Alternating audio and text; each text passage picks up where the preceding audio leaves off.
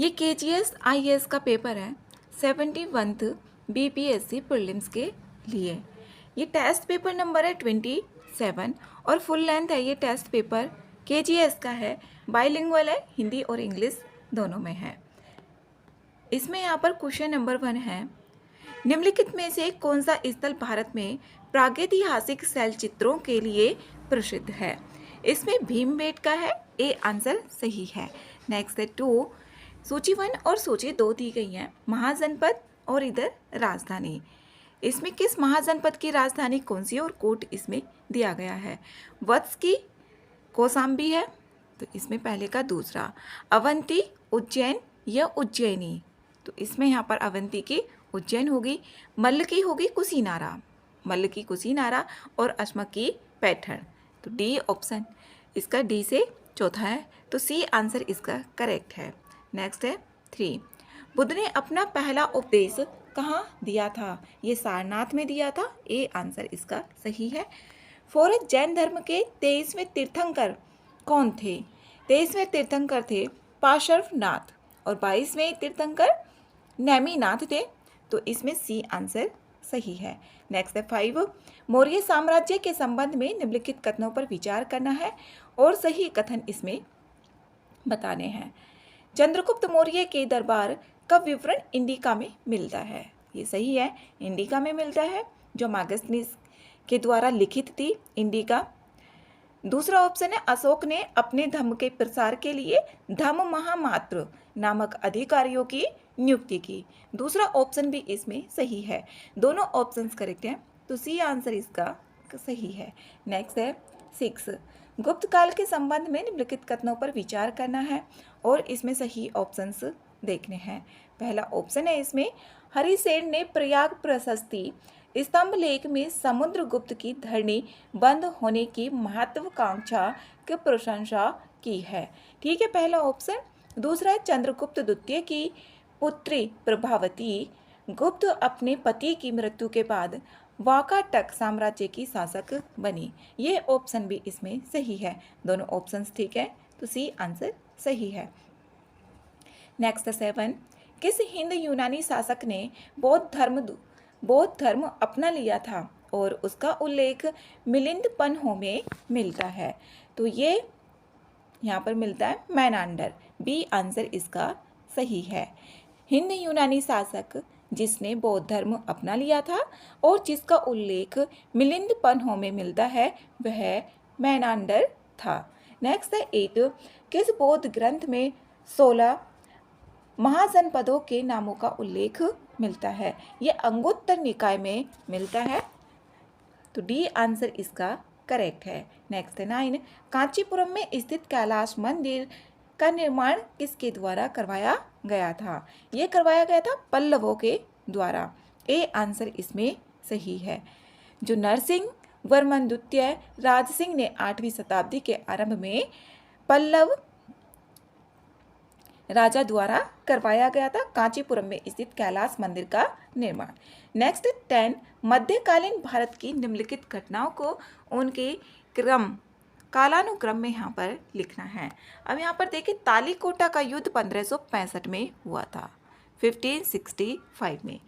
उसके बाद हल्दीघाटी युद्ध की बात करें तो 1576 में हुआ था ये। और तालीकोटा का युद्ध ये संयुक्त दक्कन सल्तनत और विजयनगर साम्राज्य के बीच लड़ा गया था और इसमें विजयनगर साम्राज्य का पतन हुआ। और हल्दीघाटी युद्ध की बात करें तो ये 1576 में राजस्थान में हुआ था। वहाँ की मिट्टी जहाँ पर ये युद्ध हुआ था पीली पीली है, इसलिए उसका नाम रख दिया था हल्दीघाटी युद्ध। ये मानसिंह के नेतृत्व में मुगल सेनाओं और मेवाड़ के महाराणा प्रताप के बीच हुआ था। फिर यहाँ पर सरायघाट का युद्ध यह हुआ था 1671 में, 1671 में सरायघाट का युद्ध। ये बोड़फुकन के नेतृत्व में असम के अहोमों और मुगलों के बीच हुआ था। फिर यहाँ पर खालसा का युद्ध, जो गुरु गोविंद सिंह द्वारा खालसा पंथ का गठन हुआ था, ये 1699 में हुआ था, 1699 में। यहाँ से क्वेश्चंस आते ही हैं। गुरु गोविंद सिंह ने बैसाखी के दिन आनंदपुर साहिब में खालसा पंथ की स्थापना की थी, तो इसमें जो आंसर है इसमें बी ऑप्शन इसका करेक्ट है। नेक्स्ट है 11। सिकंदर शानी की उपाधि धारण करने वाला पहला शासक कौन था? अलाउद्दीन खिलजी था, तो इसमें सी ऑप्शन सही है। नेक्स्ट है 12। गुरु तेग बहादुर के संबंध में निम्नलिखित कथनों पर विचार करना है और इसमें गलत ऑप्शन देखना है। इसमें पहला है, औरंगजेब के आदेश पर उन्हें चांदनी चौक में फांसी दे दी गई और गुरुद्वारा शीश गंज साहिब उनकी शहादत का स्मरण कराता है। तो पहला ऑप्शन इसमें सही है, ये चांदनी चौक में उनको फांसी दे दी गई थी गुरु तेग बहादुर को औरंगजेब के आदेश पर। औरंगजेब के स्थान पर कोई और भी नाम लिखा जा सकता है। दूसरा ऑप्शन है, उन्हें मुगल धार्मिक उत्पीड़न के विरोध विशेष रूप से कश्मीरी पंडितों के समर्थन के कारण फांसी दी गई थी। दूसरा ऑप्शन भी इसमें सही है, तो इसमें गलत ऑप्शन पूछा गया है, तो डी ऑप्शन करेक्ट होगा। नेक्स्ट 13। फतेहपुर सीकरी में बुलंद दरवाजा का निर्माण किसने करवाया था?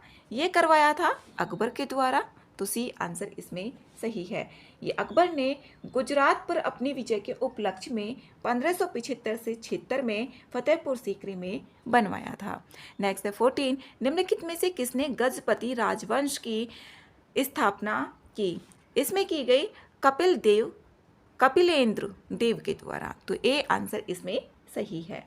और ये गजपति वंश जिसने 15 ईस्वी से 16वीं शताब्दी तक ओडिशा पर शासन किया और इसकी स्थापना कपिलेंद्र देव ने 1435 ईस्वी में की थी।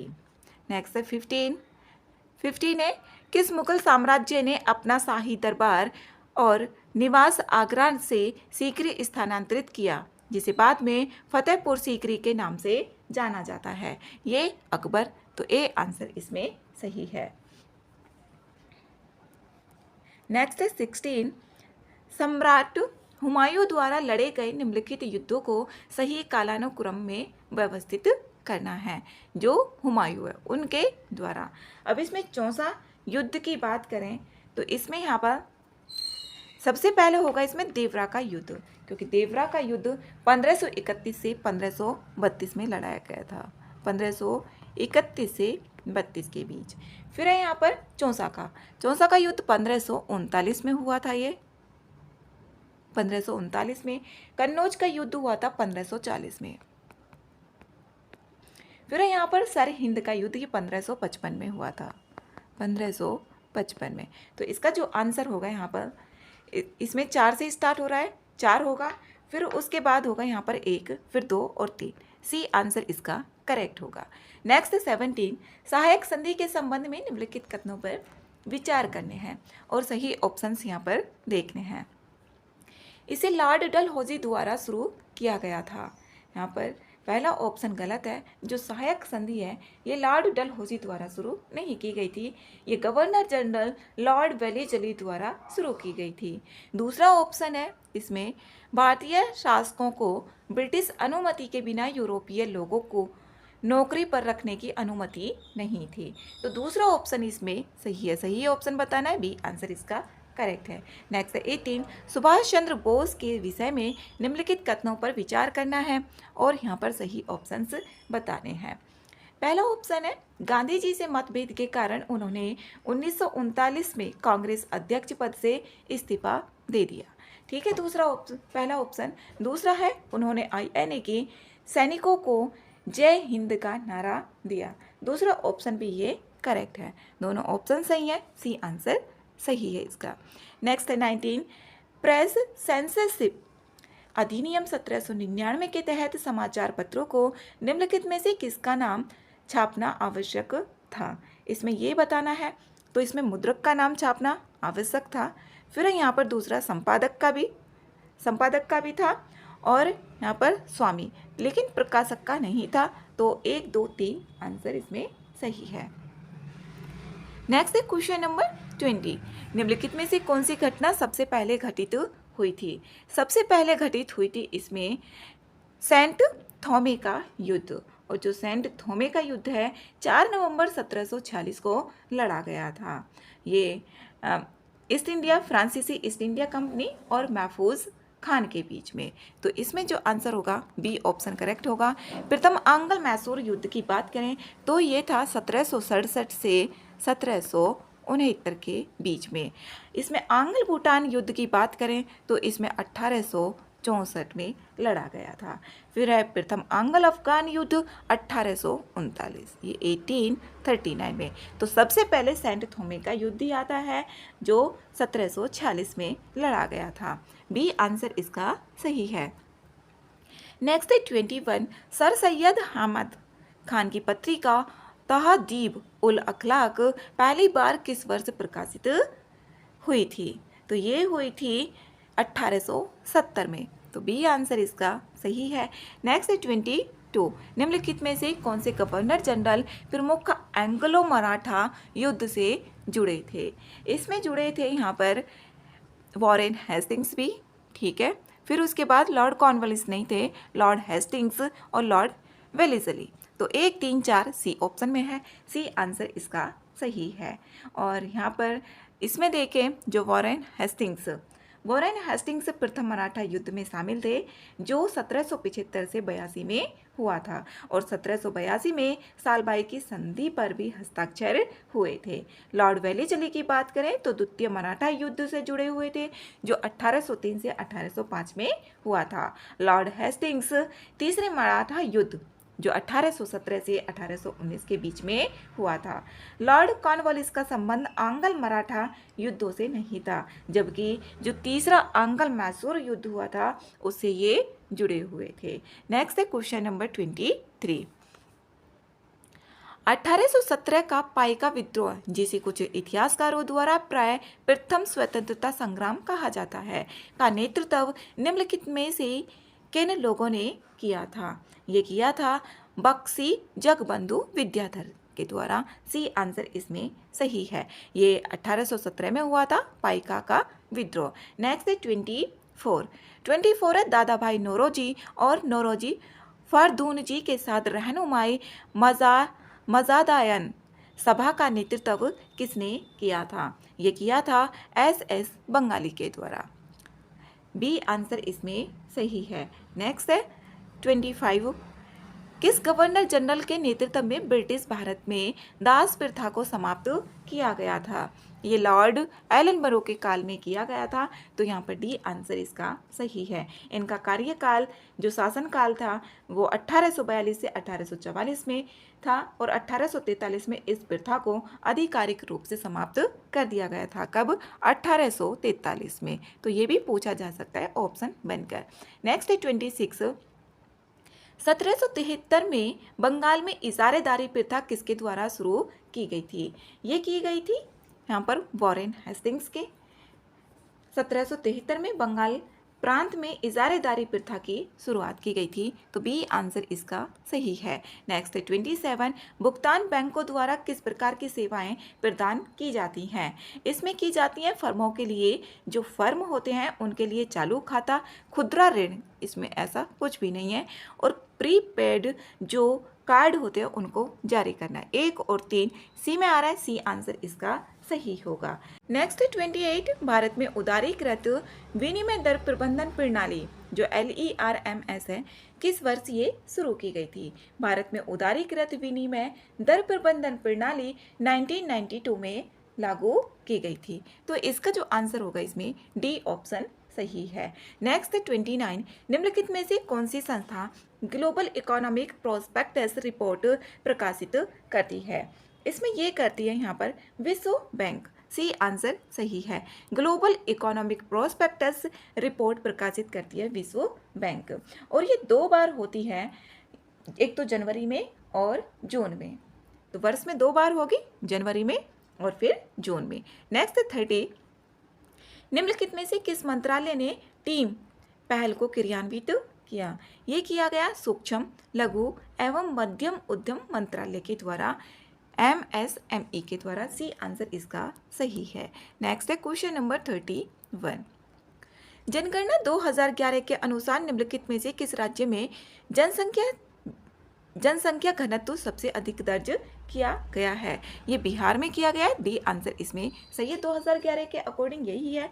नेक्स्ट है 32, वैश्विक लैंगिक अंतराल सूचकांक 2025 में भारत की रैंकिंग कितनी है? भारत की रैंकिंग इसमें है 131, तो सी आंसर इसका सही है। वैश्विक लैंगिक अंतराल सूचकांक 2025 में भारत की रैंक इसमें 131 है और इसमें जो लैंगिक समानता है स्कोर है 64.1%। 148 देशों में से भारत का स्थान इसमें 131 है। इस तरीके से भी पूछा जा सकता है।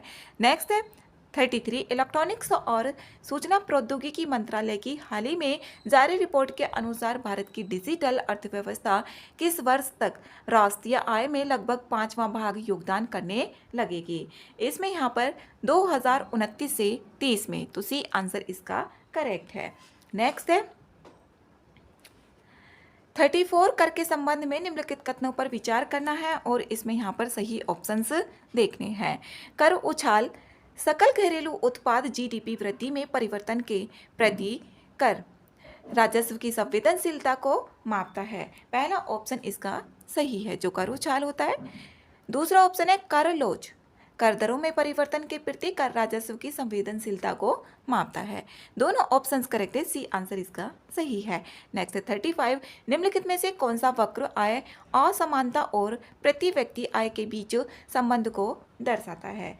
इसमें यहाँ पर कुछ नेटवर्क है वक्र है, तो यहाँ पर ए ऑप्शन इसका सही होगा और ये यू आकार का संबंध दर्शाता है। उल्टे यू आकार का, इस तरीके से होगा, ना कि इस तरीके से।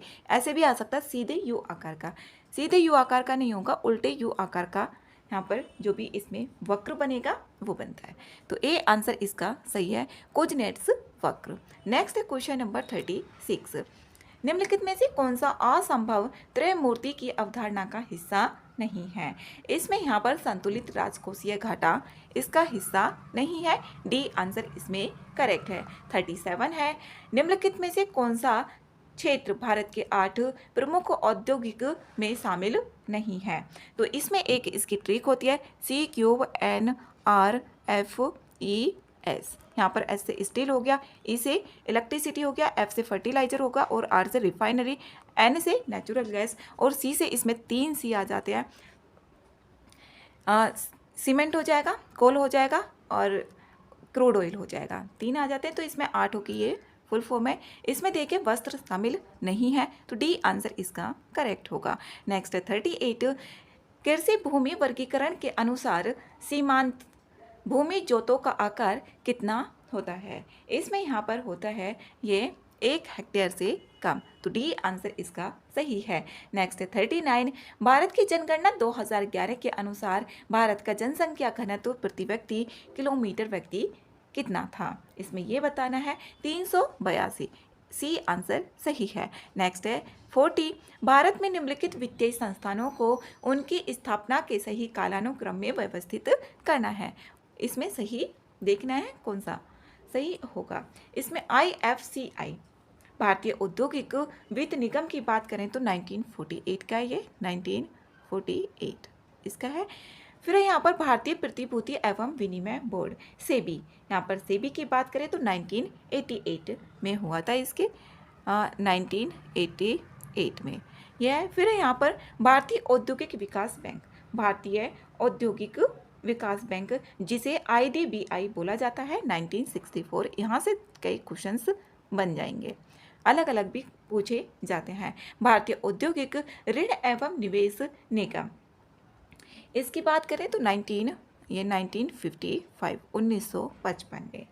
ICICI भारतीय औद्योगिक ऋण और निवेश निगम, इसमें मिलान करके देखें तो सबसे पहले इसमें आ रहा है 1948, पहला इससे स्टार्ट होगा, फिर उसके बाद आ रहा है यहाँ पर ये 4 नंबर पे 1 4 बी ऑप्शन इसका सही होगा, तो बी आंसर करेक्ट है। नेक्स्ट है 41 है, फिलिप्स वक्र के संबंध में निम्नलिखित में से कौन सा कथन इसमें सही होगा? तो ये ऑप्शन इसमें सही है। यह किसी अर्थव्यवस्था में मुद्रास्फीति और बेरोजगारी के बीच प्रतिलोम संबंध को दर्शाता है। अगर बात करें तो मुद्रास्फीति और रोजगार के बीच में समानुपाती वाला संबंध दर्शाता है। इस तरीके से भी पूछा जा सकता है, लेकिन इसमें यहाँ पर जो फिलिप्स वक्र है ये मुद्रास्फीति और बेरोजगारी के बीच प्रतिलोम व्युत्क्रमानुपाती संबंध को दर्शाएगा। नेक्स्ट है क्वेश्चन नंबर 42। भारतीय संविधान के प्रस्तावना में निम्नलिखित शब्दों को जिस क्रम में प्रयुक्त किया गया है उसी क्रम में यहाँ पर व्यवस्थित करना है। इसमें यहाँ पर पहले देखें तो इसमें आएगा संप्रभुता संपन्न, तीसरा होगा। फिर उसके बाद होगा यहाँ पर दूसरा ऑप्शन, दूसरा यहाँ पर समाजवादी, पहले संप्रभुता संपन्न, समाजवादी, और उसके बाद यहाँ पर धर्मनिरपेक्ष, उसके बाद धर्मनिरपेक्ष होगा 3, 2, और फिर होगा उसके बाद लोकतांत्रिक, और उसके बाद है यहाँ पर लोकतांत्रिक, फिर उसके बाद गणराज्य, यहाँ पर 5 और फिर उसके बाद 4। तो डी आंसर इसका सही होगा। 1976 के 42वें संविधान संशोधन अधिनियम द्वारा संशोधित किया गया था। इसमें यहाँ पर पहले आएगा संप्रभुता संपन्न, जो संप्रभु, समाजवादी, पंथ निरपेक्ष, लोकतांत्रिक, गणराज्य है। गणराज्य बाद में होगा, लोकतांत्रिक होगा उसके पहले, तो इसमें डी आंसर करेक्ट है। नेक्स्ट है 43 है, संविधान सभा के निम्नलिखित सदस्यों में से किसने यह सुझाव दिया था कि व्यक्तिगत अधिकारों को न्यायालय द्वारा प्रवर्तनीय और अप्रवर्तनीय श्रेणियों में वर्गीकृत किया जाना चाहिए? ये बोला था BN राव के द्वारा। यहाँ पर डी ऑप्शन इसमें सही है। नेक्स्ट है 44, भारत के संवैधानिक मूल्यों और मौलिक कर्तव्यों में निम्नलिखित में से कौन से सिद्धांत परिलक्षित होते हैं? इसमें यहाँ पर न्याय, स्वतंत्रता, समानता और बंधुत्व, ए आंसर इसका सही है। नेक्स्ट है 45, किस संवैधानिक संशोधन अधिनियम के माध्यम से चुनावों में मतदान की आयु 21 वर्ष से घटाकर 18 वर्ष कर दी गई थी? तो इसमें 61वें संविधान संशोधन में कर दी गई थी 1988 में, तो इसका आंसर सी ऑप्शन सही है। नेक्स्ट है 46, राज्यसभा और लोकसभा के महासचिव का पद किसके समकक्ष माना जाता है? इसमें माना जाता है कैबिनेट सचिव के, तो ए आंसर इसमें सही है। 46 का ए है। नेक्स्ट है 47, भारतीय संविधान के किस भाग के प्रावधानों की अक्सर इस रूप में आलोचना की जाती है कि वे उद्देश्यों और आकांक्षाओं की घोषणा पत्र मात्र हैं? तो ये की जाती है भाग 4 में, तो सी आंसर इसका करेक्ट होगा। नेक्स्ट है 48, 8वीं अनुसूची के बारे में निम्नलिखित कथनों पर विचार करना है और इसमें सही ऑप्शन भी देखना है। आर्टिकल 344(1) प्रत्येक 10 वर्ष में एक राज्य भाषा आयोग के गठन का प्रावधान करता है। पहला ऑप्शन इसमें सही है। दूसरा ऑप्शन है आर्टिकल 351 संस्कृत और 8वीं अनुसूची की अन्य भाषाओं की शब्दावली का उपयोग करके हिंदी को प्रोत्साहित करने का निर्देश देता है। दूसरा ऑप्शन भी इसमें सही है। 92 जो 92वां संविधान संशोधन है, इस अधिनियम के द्वारा 8 भाषाओं को जोड़ा गया था। ये ऑप्शन इसमें गलत है। जो 92वां संविधान संशोधन 2003 का है, इसमें 4 भाषाएं थी, बोडो, डोगरी, मैथिली और संताली, ना कि 8 भाषाएं थी। 2003 का है ये, तो 1 और 2 ऑप्शन सही होगा। सही ऑप्शन इसमें पूछा गया है। नेक्स्ट 49, संविधान के किस अनुच्छेद के तहत राज्यपाल को मंत्रिपरिषद की सहायता और सलाह पर कार्य करना आवश्यक है? तो इसमें यहाँ पर आर्टिकल 163 है, 163, ए आंसर इसका सही है। नेक्स्ट क्वेश्चन नंबर 50 है, परिसीमन आयोग के संबंध में इसमें सही कथन बताना है। सही कथन इसमें देखना है परिसीमन आयोग के संबंध में। भारत में अब तक इसका गठन 4 बार हो चुका है। तो भारत में इसका गठन 4 बार हो चुका है, ठीक है, पहला ऑप्शन इसमें। दूसरा ऑप्शन है इसके आदेश न्यायिक समीक्षा के अधीन होते हैं। ये न्यायिक समीक्षा के अधीन नहीं होते हैं, तो यहाँ पर दूसरा ऑप्शन गलत है, पहला ऑप्शन इसका सही होगा, ए आंसर करेक्ट है। नेक्स्ट है 51, भारत में नस्लीय भेदभाव भारतीय संविधान के किस अनुच्छेद के तहत स्पष्ट रूप से निषिद्ध है? ये है आर्टिकल 15 के तहत, तो सी आंसर इसमें सही है। नस्लीय भेदभाव की बात है यहाँ पर, तो 15 आर्टिकल है, तो सी आंसर सही है। 52 है, भारत में रहने वाला कोई रहने वाला कोई ब्रिटिश नागरिक निम्नलिखित में से किस अधिकार का दावा नहीं कर सकता है। जो ब्रिटिश नागरिक निम्नलिखित में से किस अधिकार का इसमें दावा नहीं कर सकता है। व्यापार और पैसे की स्वतंत्रता, इसका नहीं कर सकता है। ए आंसर इसका सही है। नेक्स्ट है 53, कैबिनेट शब्द का उल्लेख भारतीय संविधान के निम्नलिखित में से किस अनुच्छेद में किया गया है। ये आर्टिकल 352 में किया गया है, तो सी आंसर इसका सही है। नेक्स्ट है 54, भारत के संविधान के अंतर्गत एक नई अखिल भारतीय सेवा का सृजन निम्नलिखित में से किन तरीकों से किया जा सकता है। इसमें पहला ऑप्शन करेक्ट है, तो राज्यसभा द्वारा उपस्थित और मतदान करने वाले सदस्यों के 2/3 बहुमत से पारित प्रस्ताव। ए आंसर इसका करेक्ट है। नेक्स्ट है 55, भारत के चुनाव आयोग ईसीआई द्वारा निम्नलिखित में से किस तारीख को भारत में राष्ट्रीय मतदाता दिवस के रूप में मनाया जाता है। ये 25 जनवरी को मनाया जाता है राष्ट्रीय मतदाता दिवस के रूप में, तो इसमें बी ऑप्शन करेक्ट है। नेक्स्ट है 56, भारत में सर्वोच्च न्यायालय के न्यायाधीश को पद से हटाने से संबंधित निम्नलिखित कथनों पर विचार करना है और इसमें सही ऑप्शंस देखने हैं। पहला ऑप्शन है, किसी न्यायाधीश को केवल संसद द्वारा विशेष बहुमत से पारित प्रस्ताव के बाद ही हटाया जा सकता है, करेक्ट है। दूसरा ऑप्शन है, न्यायाधीश जांच अधिनियम 1968 न्यायाधीश पर लगे आरोपों की जांच के लिए 3 सदस्यीय समिति का प्रावधान करता है। दूसरा ऑप्शन भी इसमें करेक्ट है। अब तक भारत में किसी भी न्यायाधीश को महाभियोग की प्रक्रिया द्वारा नहीं हटाया गया है। ये ऑप्शन भी इसमें सही है। आर्टिकल 124 का क्लोज 4 और न्यायाधीश जांच अधिनियम 1968 में उल्लिखित है कि कभी भी सफलतापूर्वक पूरी नहीं हुई है, अभी तक किसी को नहीं हटाया गया है। तीनों ऑप्शंस करेक्ट है, तो डी आंसर इसका सही है। नेक्स्ट है 57, भारत की भौगोलिक संरचना के संबंध में निम्नलिखित कथनों पर विचार करें और इसमें सही ऑप्शंस बताने हैं। पहला ऑप्शन है, इसमें प्रायद्वीपीय पठार मुख्यतः प्राचीन नीस और ग्रेनाइट से बना है, ठीक है, पहला ऑप्शन। दूसरा ऑप्शन है, सिंधु गंगा ब्रह्मपुत्र मैदान कभी भी सन्नतिगर्त था, ठीक है, दूसरा ऑप्शन। तीसरा है, पश्चिमी घाट पूर्वी घाट की तुलना में अधिक ऊंचे, ठीक है, ये भी पश्चिमी घाट जो है वो अधिक ऊंचे हैं और ये निरंतर भी हैं, कंटिन्यूटी बनी हुई है पश्चिमी घाट में। तीनों ऑप्शंस करेक्ट है, तो डी आंसर इसका सही है। नेक्स्ट है 58, प्रायद्वीपीय पठार की सबसे ऊंची चोटी कौन सी है। प्रायद्वीपीय पठार की सबसे ऊंची चोटी बतानी है, तो ये है अनाईमुडी और यहाँ पर इसकी बात करें ऊंचाई की तो 2695 मीटर है, फीट में देखें 8842 है, तो इसमें सी ऑप्शन सही है। नेक्स्ट है 59, यदि पृथ्वी एक पूर्ण गोला होती तो 1 डिग्री अक्षांश की लंबाई लगभग कितनी होती। इसमें 1 डिग्री अक्षांश की लंबाई बतानी है, ये कितनी होती। इसमें यहाँ पर 111 किलोमीटर, सी आंसर इसमें सही है। नेक्स्ट है 60 में थार रेगिस्तान के संबंध में निम्नलिखित कथनों पर विचार करना है और इसमें सही ऑप्शंस देखने हैं। थार रेगिस्तान मुख्यतः राजस्थान, गुजरात, पंजाब, हरियाणा में फैला हुआ है, करेक्ट है। लूनी नदी इसके दक्षिणी भाग से होकर बहने वाली एकमात्र महत्वपूर्ण नदी है। दोनों ऑप्शंस इसमें सही हैं, सी आंसर इसका करेक्ट है। नेक्स्ट है 61, कर्क रेखा भारत के निम्नलिखित राज्यों में से किससे होकर नहीं गुजरती है। इसमें किससे होकर नहीं गुजरती है ये बताना है, तो उत्तर प्रदेश से ही होकर नहीं गुजरती है, तो बी आंसर इसका सही है, बी ऑप्शन है इसका।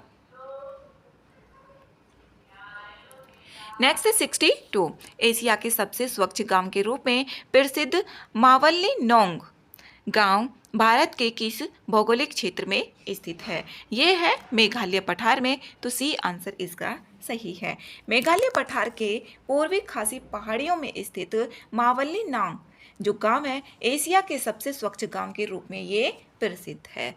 नेक्स्ट है क्वेश्चन नंबर 63, लक्षद्वीप समूह किस वैज्ञानिक संरचना का परिणाम है। ये है प्रवाल द्वीप समूह का, बी आंसर इसमें करेक्ट है। नेक्स्ट है 64 है, ग्रीष्मकाल में उच्च तापमान और निम्न दाब के कारण हिंद महासागर से उपमहाद्वीप की ओर कौन सी हवाएं चलती हैं। इसमें चलती हैं यहाँ पर दक्षिण पश्चिमी मानसून, तो बी आंसर इसका सही है। नेक्स्ट है 65, झारखंड के छोटा नागपुर पठार से निकलने वाली और बंगाल का शोक के नाम से प्रसिद्ध कौन सी नदी कोलकाता के पास हुगली में मिलती है? ये मिलती है दामोदर नदी, तो बी सी आंसर इसका करेक्ट है, दामोदर है।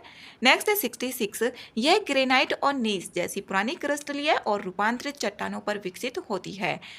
इसमें चूना, मैग्नीशियम, फॉस्फेट, नाइट्रोजन, पोटाश और ह्यूमस की कमी होती है, लेकिन ज्वार और बाजरा की खेती के लिए उपयुक्त है। इसमें किस मिट्टी का विशेषता है यहाँ पर? तो इसमें है ये लाल मिट्टी की, बी आंसर इसका सही है। नेक्स्ट है 67, सिंधु नदी प्रणाली के संबंध में निम्नलिखित कथनों पर विचार करना है और इसमें सही ऑप्शन देखना है।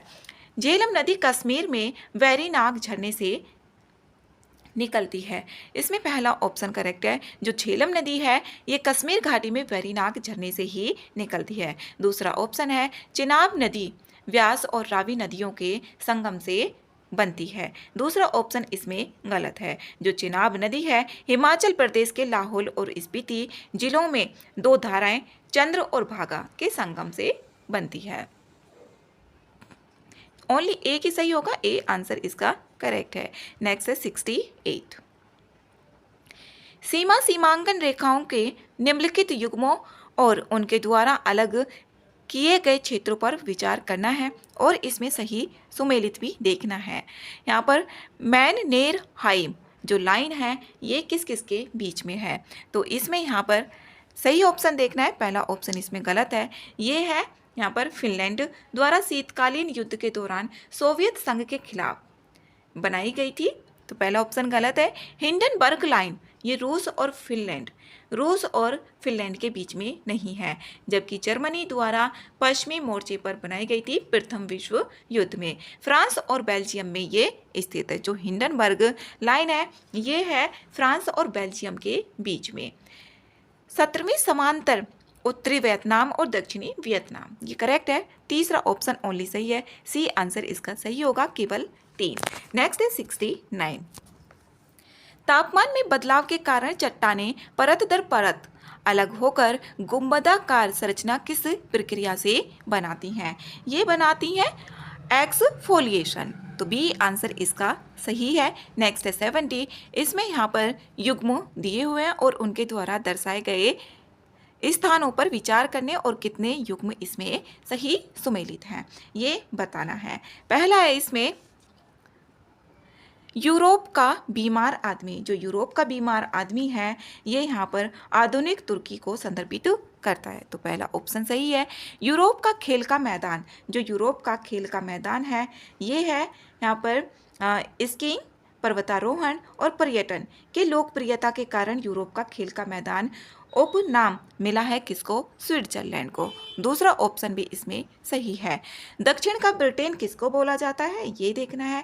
दक्षिण का जो ब्रिटेन है वो न्यूजीलैंड को ही बोला जाता है। तीसरा ऑप्शन भी इसमें सही है। भूमध्य सागर की कुंजी, जो भूमध्य सागर की कुंजी है ये बोली जाती है जिब्राल्टर व्यापार और नौसैनिक नियंत्रण, ये जिब्राल्टर को ही बोला जाएगा, तो चौथा ऑप्शन भी सही है।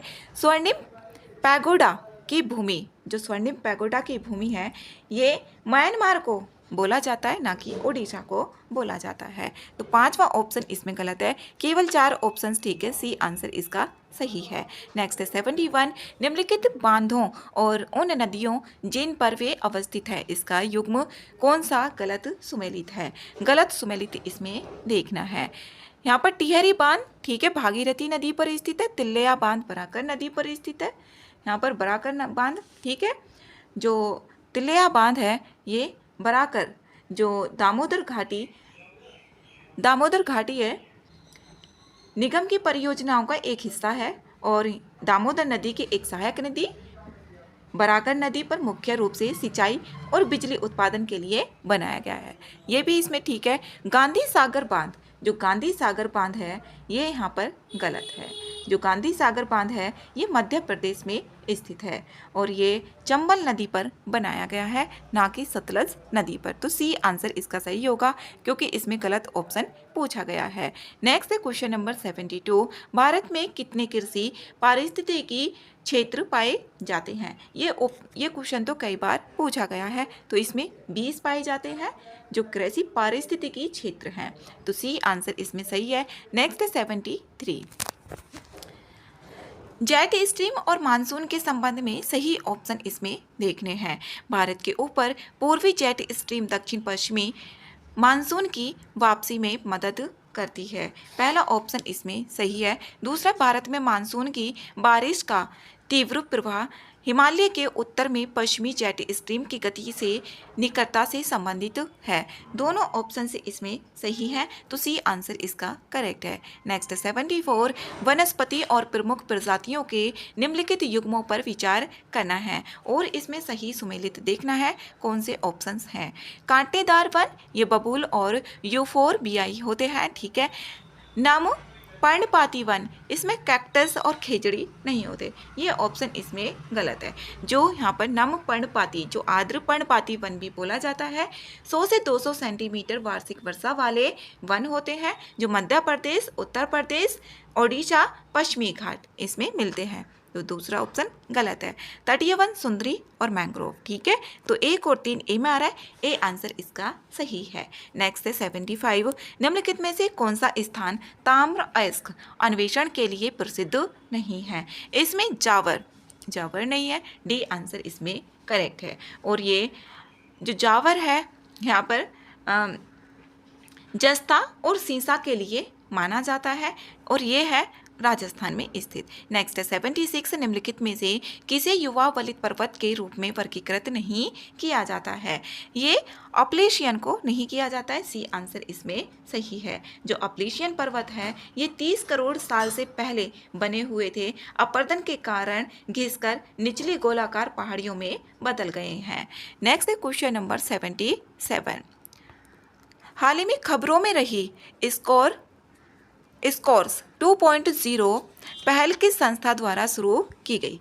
ये की गई भारतीय प्रतिभूति एवं विनिमय बोर्ड सेबी के द्वारा, बी आंसर इसमें सही है। नेक्स्ट है 78। अश्विनी पोनप्पा, जिन्होंने हाल ही में अपनी सेवानिवृत्ति की घोषणा की, किस खेल से ये जुड़ी हैं? ये जुड़ी हैं बैडमिंटन से, तो इसमें डी ऑप्शन करेक्ट है। नेक्स्ट है 79 है। हाल ही में खबरों में रहा advanced land navigation system ALNS M के सेकेंड निम्नलिखित में से किस तकनीक पर आधारित है? ये है अर्धगोलाकार अनुनाद गायरों पर आधारित, डी ऑप्शन इसका करेक्ट है। नेक्स्ट है 80। हाल ही में भारत के प्रधानमंत्री के निजी सचिव के रूप में किसे नियुक्त किया गया है? ये किया गया है निधि तिवारी, ए आंसर इसमें सही है। नेक्स्ट है 81। हाल ही में किस क्षेत्र या देश में लेकानेमाब के प्रयोग को मंजूरी दी गई है, जो प्रारंभिक अल्जाइमर रोग की प्रगति को धीमा करने वाली पहली दवा है? इसमें है यहाँ पर यूरोपीय संघ के द्वारा, तो डी आंसर इसका सही है। जो लेकेनेमेब है या लेकेम्बी भी इसको बोला जाता है, यूरोपीय संघ में स्वीकृत ऐसी पहली दवा है जो प्रारंभिक अल्जाइमर रोग की प्रगति को धीमा करती है। अल्जाइमर रोग, जिसे डिमेंशिया का सबसे सामान्य रूप है, और ये हल्की स्मृति क्षति से शुरू होता है। इसमें भूलते हैं, जो भी चीज़ें होते हैं वो भूल जाते हैं, वही होता अल्जाइमर, डिमेंशिया। नेक्स्ट है 82। हाल ही में विश्व बधिर शूटिंग चैंपियनशिप 2024 कहाँ आयोजित की गई थी? ये की गई थी हनोवर, जर्मनी में, बी आंसर इसका सही है, 2024 में। नेक्स्ट है क्वेश्चन नंबर 83। प्रधानमंत्री इंटर्नशिप योजना के संबंध में निम्नलिखित कथनों पर विचार करना है और इसमें गलत ऑप्शंस देखने हैं। पहला ऑप्शन है इसका कार्यान्वयन कॉर्पोरेट मंत्रालय के द्वारा किया जाता है, पहला ऑप्शन इसमें ठीक है। इसके द्वारा ही किया जाता है। दूसरा है, इसका लक्ष्य अगले 3 वर्षों में शीर्ष 500 कंपनियों में 1 करोड़ युवाओं को इंटर्नशिप प्रदान करना है। ये ऑप्शन इसमें गलत है। इसमें 12 महीनों की इंटर्नशिप प्रदान की जाती है और 21 से 24 वर्ष की आयु के जो युवाएं होंगे उनको मिलती है। तो इसमें दूसरा ऑप्शन गलत है। गलत ऑप्शन इसमें देखना है तो बी आंसर इसका सही होगा। नेक्स्ट है 84, हाल ही में भारत ने किस देश के साथ आपूर्ति सुरक्षा व्यवस्था समझौते पर हस्ताक्षर किए हैं? ये किए यूएसए के द्वारा, तो संयुक्त राज्य अमेरिका। नेक्स्ट 85, जर्मन वॉच 2025 द्वारा जारी जलवायु परिवर्तन प्रदर्शन सूचकांक में भारत का स्थान कौन सा है? इसमें भारत का स्थान है 10वां। बी आंसर सही है। नेक्स्ट 86, किस भारतीय शहर में बायो बिटुमेन सतह वाले पहले राजमार्ग का उद्घाटन किया गया है? ये किया गया है नागपुर में, तो डी आंसर इसका सही है। नेक्स्ट 87, सेबी द्वारा हाल ही में लॉन्च किए गए आई स्पॉट पोर्टल का प्राथमिक उद्देश्य क्या है? तकनीकी गड़बड़ियों की रिपोर्टिंग करना। ए आंसर इसका सही है। नेक्स्ट है क्वेश्चन नंबर 88, हाल ही में किस कंपनी ने मैजराना 1 क्वांटम चिप का विकास किया है? ये इंपॉर्टेंट है, माइक्रोसॉफ्ट के द्वारा किया गया है, तो सी आंसर इसका सही है। नेक्स्ट है 89, पंजाब के किस धावक ने बेंगलुरु में आयोजित इंडियन ग्रां प्रिक्स 1 में पुरुषों की 100 मीटर दौड़ में 10.20 सेकंड का नया रिकॉर्ड बनाया है? ये बनाया है, ए ऑप्शन इसमें ठीक है, गुरिंदर वीर सिंह के द्वारा। ए आंसर है। नेक्स्ट है 90, हाल ही में G7 का 51वां शिखर सम्मेलन किस देश में आयोजित किया गया? ये किया गया कनाडा में। G7 का 51वां शिखर सम्मेलन 2025 में, तो डी आंसर सही है। नेक्स्ट 91, अमेरिका के ऑपरेशन मिडनाइट हैमर के जवाब में ईरान द्वारा हाल ही में शुरू किए गए ऑपरेशन का क्या नाम है? इसमें ऑपरेशन बशायर अल फतह। सी आंसर सही है। नेक्स्ट 92, रूस के कामचटका प्रायद्वीप में हाल ही में आए भूकंप की तीव्रता रिक्टर पैमाने पर कितनी थी? ये थी 8.8। डी ऑप्शन इसका सही है। नेक्स्ट है 93, एशियाई विकास बैंक एडीबी के संबंध में निम्नलिखित कथनों पर विचार करना है और सही ऑप्शन देखना है। मासातो कांडा ने हाल ही में एडीबी के 11वें अध्यक्ष के रूप में पदभार ग्रहण किया है। सही है पहला ऑप्शन, मासातो कांडा ने एडीबी के 11वें अध्यक्ष के रूप में, और ये जापान के हैं, तो इसमें पहला ऑप्शन सही है। अब तक केवल जापानी नागरिक ही एडीबी के अध्यक्ष रहे हैं। दूसरा ऑप्शन भी इसमें सही है। यहाँ पर दोनों ऑप्शन करेक्ट हैं, सी ऑप्शन इसका सही है। नेक्स्ट है 94, कौन सी कंपनी आरबीआई से एनबीएफसी लाइसेंस प्राप्त करने वाली भारत की पहली प्रमुख ई कॉमर्स फर्म बन गई है? ये फ्लिपकार्ट बनी है, तो बी आंसर इसका सही है। एनबीएफसी से लाइसेंस प्राप्त करने वाली पहली ई कॉमर्स कंपनी बन गई है फ्लिपकार्ट। नेक्स्ट है 95, भारत का पहला समर्पित एआईसीटी किस शहर में विकसित किया जाएगा? ये लखनऊ में किया जाएगा। ए आंसर इसका सही है। नेक्स्ट है 96, हिंदी में किस रचना को साहित्य अकादमी पुरस्कार 2024 मिला है? ये मिला है माई जब तक आई बहार। बी आंसर इसका सही है। ये 2024 में कवयित्री गगन गिल को उनके कविता संग्रह में मैं जब आई तक आई बहार के लिए मिला है, तो बी ऑप्शन इसमें सही है। नेक्स्ट 97, हाल ही में जेलीफिश झुंडों के कारण उत्पन्न व्यवधान के कारण चर्चा में रहा ग्रेवलाइंस परमाणु ऊर्जा संयंत्र किस देश में स्थित है? ये है फ्रांस में स्थित। सी आंसर इसका सही है। नेक्स्ट है क्वेश्चन नंबर 98, हाल ही में समाचारों में रहे बायोमास मिशन के बारे में निम्नलिखित कथनों पर विचार करना है और इसमें सही ऑप्शंस देखने हैं। तो इसमें पहला, इसे कनाडाई अंतरिक्ष एजेंसी द्वारा शुरू किया गया है। पहला ऑप्शन इसमें गलत है, इसे कनाडा के द्वारा नहीं जबकि यूरोपीय अंतरिक्ष एजेंसी ईएसए के द्वारा किया गया है। इस मिशन का उद्देश्य वनों के जैव भार का सटीक निर्धारण करना है। दूसरा ऑप्शन तो इसमें सही है, तो बी आंसर इसका करेक्ट होगा। नेक्स्ट है 99, भारत का कौन सा राज्य अपने वनों से आक्रामक प्रजाति सेना स्पेक्टिबिलिस का उन्मूलन कर रहा है? इसमें ए ऑप्शन करेक्ट है, तमिलनाडु कर रहा है। ए आंसर इसमें सही है। नेक्स्ट है 100 ग्रामीण भारत में स्टेम, यहाँ पर STEM शिक्षा को बढ़ावा देने के लिए रोहिणी नैयर पुरस्कार 2024 से किसे सम्मानित किया गया है? ये अनिल प्रधान को किया गया है। ए आंसर इसमें सही है। नेक्स्ट है 101, एक अश्व शक्ति कितने वाट के बराबर होता है? ये 746 वाट के बराबर होता है। ए आंसर इसमें सही है। नेक्स्ट है 102, वायु गतिकी में मैक संख्या क्या दर्शाती है? इसमें विमान की गति और ध्वनि की गति का अनुपात दर्शाती है। ए आंसर इसमें करेक्ट है। नेक्स्ट है 103, बैरोमीटर का प्राथमिक कार्य क्या है? इसका कार्य है वायुमंडलीय दाब मापना। ए आंसर इसका करेक्ट है। नेक्स्ट है 104, पृथ्वी पर किसी पिंड का भार अधिकतम और न्यूनतम कहाँ होता है? यह होता है ध्रुवों पर अधिकतम होता है और भूमध्य रेखा पर न्यूनतम होता है। किसी पिंड का भार अधिकतम होगा ध्रुवों पर, जैसे यहाँ पर है ये ध्रुव हो गए, और यहाँ पर जो है ये हो गई भूमध्य रेखा इक्वेटर, और भूमध्य रेखा पर न्यूनतम होता है। बी आंसर करेक्ट है। 105 है, साबुन के बुलबुले का बाह्य दबाव होता है? जो साबुन का बुलबुला है इसमें बाह्य दाब, ये बुलबुले के आंतरिक दाब से कम होता है। सी आंसर इसमें सही है। नेक्स्ट है 106, दूध का खट्टा होना और लोहे में जंग लगना किसके उदाहरण होते हैं? ये रासायनिक परिवर्तन के होते हैं, क्योंकि इसमें पहले वाली कंडीशन नहीं आ पाती है, तो रासायनिक परिवर्तन ए आंसर इसका सही होगा। 107 है, मिश्रण के घटकों को अलग करने के लिए किस तकनीक का उपयोग किया जाता है? इसमें क्रोमेटोग्राफी को किया जाता है। ए आंसर इसका सही है। नेक्स्ट है 108, नीलम सैफायर का रासायनिक सूत्र क्या होता है? इसका सूत्र होता है Al2O3, एल्यूमिनियम ट्राइऑक्साइड। तो बी आंसर इसमें सही है, एल्यूमिनियम ऑक्साइड से बना होता है ये।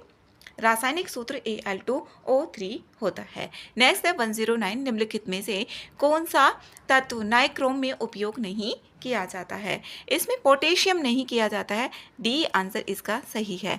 नेक्स्ट है 110, निम्नलिखित में से किस सरीसृप में 4 कक्षीय हृदय होता है? यह होता है मगरमच्छ में, तो ए आंसर इसका सही है। नेक्स्ट है 111, भारत में पाई जाने वाली पिचर प्लांट की एकमात्र प्रजाति नेपेथेंस खासियाना प्राकृतिक रूप से किस राज्य में पाई जाती है? ये मेघालय में पाई जाती है। डी आंसर इसमें सही है।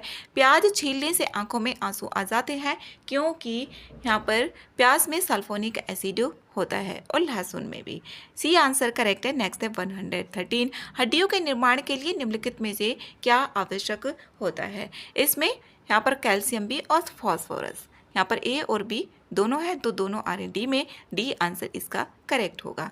नेक्स्ट है 114, 114 है, किस संगठन द्वारा विश्व का पहला वैश्विक महामारी समझौता अंगीकृत किया गया है? ये किया गया है WHO के द्वारा। बी आंसर इसमें सही है। नेक्स्ट है 115, राष्ट्रीय ध्रुवीय एवं महासागर अनुसंधान केंद्र किस राज्य में स्थित है? ये गोवा में स्थित है। सी आंसर इसमें करेक्ट है। राष्ट्रीय ध्रुवीय एवं महासागर अनुसंधान केंद्र गोवा में स्थित है। नेक्स्ट है 116, निम्नलिखित में से किस समुद्र तट को ब्लू फ्लैग प्रमाण नहीं दिया गया है?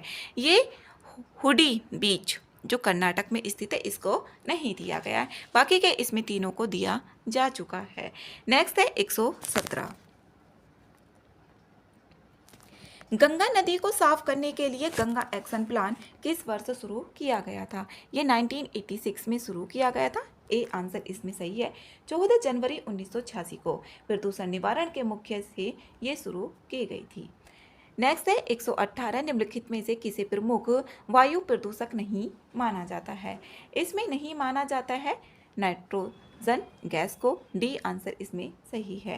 Carbon monoxide, carbon dioxide, chlorofluorocarbon, CFC सीसा ओजोन, जो निलंबित कण पदार्थ होते हैं SPM, सल्फर डाइऑक्साइड, ये वायु प्रदूषक होते हैं, जबकि नाइट्रोजन गैस को नहीं माना जाता है।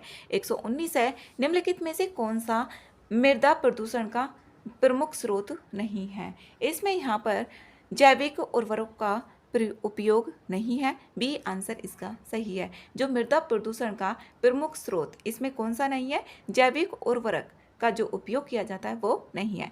120 है बॉल गार्ड 1 और बॉल गार्ड द्वितीय प्रौद्योगिकियां जो अक्सर समाचारों में रहती हैं, निम्नलिखित में से ये किससे संबंधित है? आनुवांशिक रूप से संशोधित पौधों का विकास से संबंधित है। बी आंसर इसका करेक्ट है। 121 है प्राचीन महाजनपद के संबंध में निम्नलिखित कथनों पर विचार करना है और इसमें सही ऑप्शंस देखने हैं। वज्जी एवं वत्स महाजनपद वर्तमान बिहार के क्षेत्र में स्थित था। जो वज्जी महाजनपद है वर्तमान बिहार में स्थित है, इसकी राजधानी वैशाली है। लेकिन वत्स महाजनपद ये उत्तर प्रदेश में है और प्रयागराज क्षेत्र में स्थित है, ना कि बिहार में स्थित है। तो पहला ऑप्शन इसमें गलत हो गया। 2 ऑप्शन इसमें एलिमिनेट हो गए। अब इसमें 2 और 3 तो हो गए ही। चौथा ऑप्शन है मगध तथा अंग महाजनपद को चंपा नदी पृथक करती थी।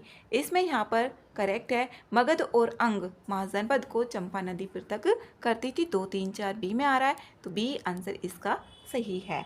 नेक्स्ट है 122।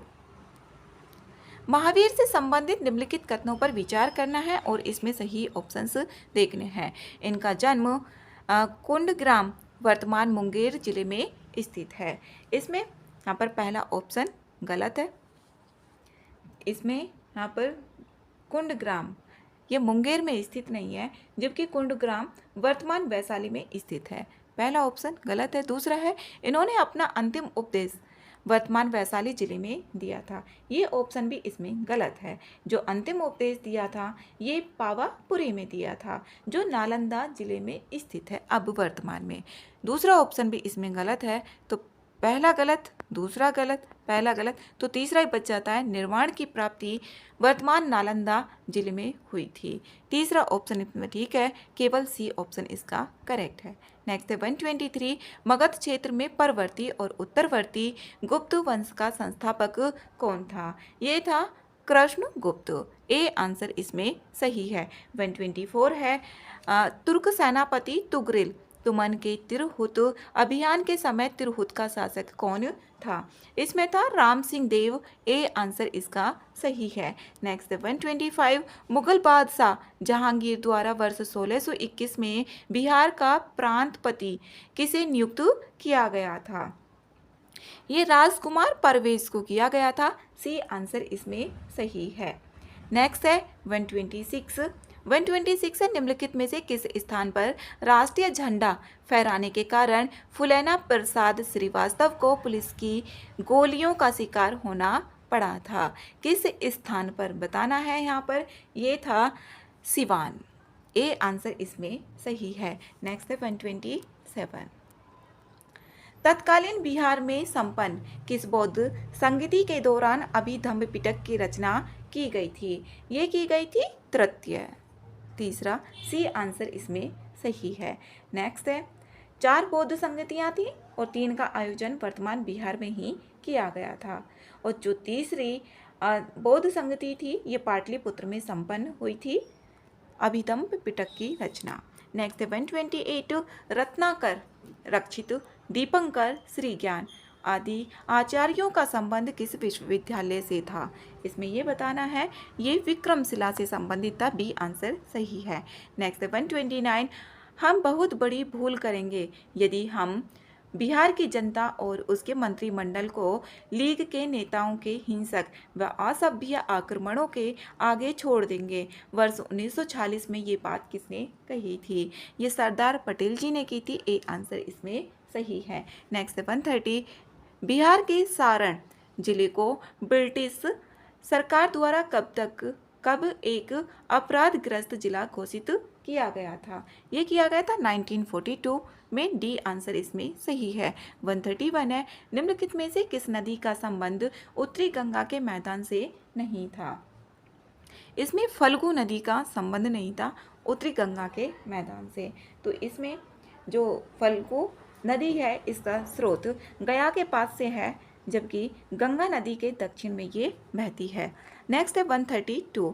132 है उदयपुर वन्यजीव अभयारण्य। जो उदयपुर वन्यजीव अभयारण्य है बिहार के किस जिले में स्थित है? ये पश्चिम चंपारण में है। सी आंसर इसका सही है। नेक्स्ट है 133। 133 है बिहार के प्रथम राज्यपाल वर्ष 1935 में कौन थे? ये थे जेम्स शिफ्टन। तो ए आंसर इसका सही है। बिहार विधानसभा में अनुसूचित जाति के लिए आरक्षित सीटों की संख्या कितनी है? इसमें है 38। डी आंसर इसमें सही है। नेक्स्ट है 135। पटना उच्च न्यायालय का घटना कब जो गठन किया गया था पटना उच्च न्यायालय का, वो कब किया गया था? ये 3 फरवरी 1916 को किया गया था। बी आंसर इसमें सही है। नेक्स्ट है 136। बिहार में प्रथम बार राष्ट्रपति शासन कब लागू किया गया था?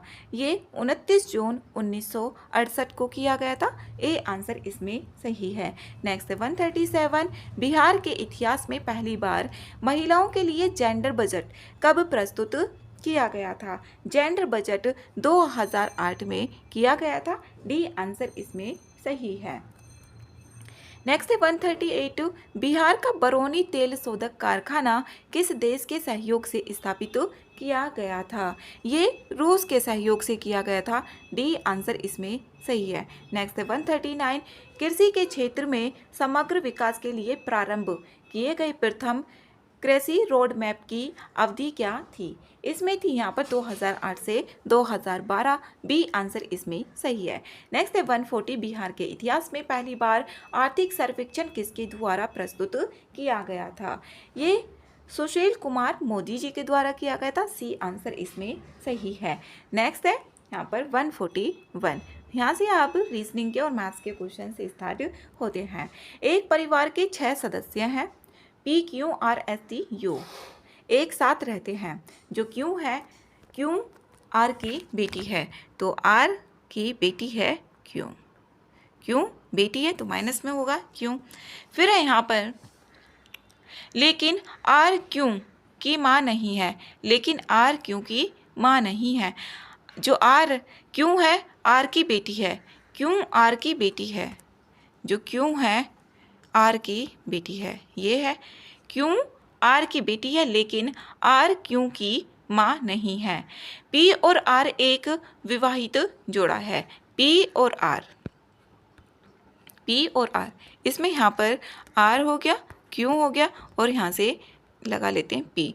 पी और आर विवाहित जोड़ा है। इस तरीके से टी क्यू की बहन है। जो टी है ये क्यू की बहन है। एस पी की बेटी है। जो एस है ये पी की बेटी है। यहाँ पर माइनस होगा। एस पी की बेटी है। यू क्यू का भाई है। जो यू है क्यू का भाई है। यू क्यू का, ये यू है और क्यू का भाई, तो क्यू का यहाँ पर टी तो इसमें बहन हो गई और क्यू हो गया इसका भाई। तो क्यू की माँ कौन होगी? क्यू की माँ इसमें बताना है। तो क्यू की जो माँ होगी इसमें पी होगी। यहाँ पर पी आंसर इसका सही होगा। तो बी आंसर करेक्ट है। नेक्स्ट है 142। तान्या बिंदु ए से चलना शुरू करती है। तान्या है और बिंदु ए से चलना शुरू करती है और 8 किलोमीटर उत्तर दिशा में चलती है, मतलब दक्षिण से चल रही है। इस तरीके से ये 8 किलोमीटर और नीचे ए है। यहाँ पर ए बिंदु से चलना शुरू करती है और 8 किलोमीटर उत्तर दिशा में चलती है। फिर दाएं मुड़ जाती है, तो दायां इधर को ही मुड़ेगी। दायां मुड़कर 6 किलोमीटर ये चल रही है। 6 किलोमीटर चल रही है। फिर यहाँ से बायां मुड़ जाती है, तो बायां मुड़ेगी ये ऊपर की तरफ को। बायां मुड़ती है और 4 किलोमीटर ये चलती है। फिर यहाँ से बायां मुड़ जाती है, बायां ऐसे मुड़ेगी।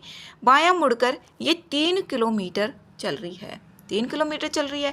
तान्या के प्रारंभिक बिंदु और अंतिम स्थिति के बीच न्यूनतम दूरी क्या है? और प्रारंभिक बिंदु के सापेक्ष, जो प्रारंभिक बिंदु है ये, इसके सापेक्ष वह किस दिशा में है?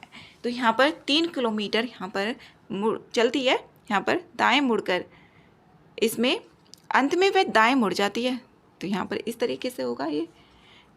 तो 3 किलोमीटर हो गया ये है। अब इसमें देखेंगे तो ये इसमें था ये 4 किलोमीटर। 4 किलोमीटर एक तो ये आ रहा है, फिर यहाँ पर 3 आ रहा है और ये 8 आ रहा है। तो 8 और 4 12, क्योंकि यहाँ पर इस तरीके से होगा, ये 3 है यहाँ पर, तो 3 और 4 7, 7 और 8 हो जाएगा इसमें 15 किलोमीटर होगा और ये उत्तर दिशा में होगा क्योंकि उत्तर की तरफ को वो जा रही है। डी आंसर इसमें करेक्ट होगा। नेक्स्ट है 143, किसी विशिष्ट कूट भाषा में DAW को 16 लिखा जाता है, रैंक को 324 लिखा जाता है और उसी कोई OLA को किस भाषा में लिखा जाएगा। इसमें यहाँ पर देखें DAW, जो DAW है, डी को देखें ये 4 पे आता है, एक इस पे आएगा और ये 23 पे आता है, ये हो गया। अभी इसमें देखना है कि इसमें क्या लग रहा है, प्रोसेस क्या हो रहा है इसका। अब इसमें देखें यहाँ पर पहला है ये, तो इसका यहाँ पर हो रहा है ये 4 का स्क्वायर करें तो 16 हो गया। इसी तरीके से यहाँ पर देखते हैं रैंक RANG, तो R आता है ये 18 पे, 18 का स्क्वायर करते हैं तो 324 ही आता है, करेक्ट है। O आता है 15 पे, तो 15 का स्क्वायर करेंगे तो कितना आएगा, 225 आएगा। सी आंसर इसमें सही है। नेक्स्ट है क्वेश्चन नंबर 144, निम्नलिखित 4 संख्या युग्म दिए हुए हैं और 3 एक निश्चित तरीके से समान हैं और इस प्रकार एक समूह बनाते हैं, कौन सा संख्या इसमें युग्म है जो इससे संबंधित नहीं है, ये बताना है इसमें। तो इसमें यहाँ पर देखें पहला ऑप्शन तो इसमें सही है, बना रहा है, क्योंकि 7 से देखें, इसमें 7 की 4 में मल्टीप्लाई करते हैं तो 28 और 3 31। फिर इसमें देखें 12 4 जा यहाँ पर 48 और 3, ये भी ठीक है। अब 15 से देखें 15 4 जा 60 और यहाँ पर 5 आता है तो यही नहीं बना रहा है, तो सी आंसर इसका सही होगा। नेक्स्ट 145, मानव प्रजनन के निम्नलिखित चरणों को तार्किक क्रम में व्यवस्थित करना है इसमें।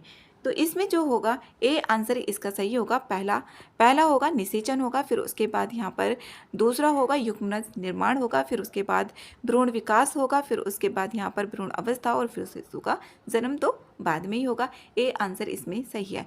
नेक्स्ट है 146, इसमें यहाँ पर सभी MC है, इसमें सभी जो M है वो क्या दे दिया, C दे दिया।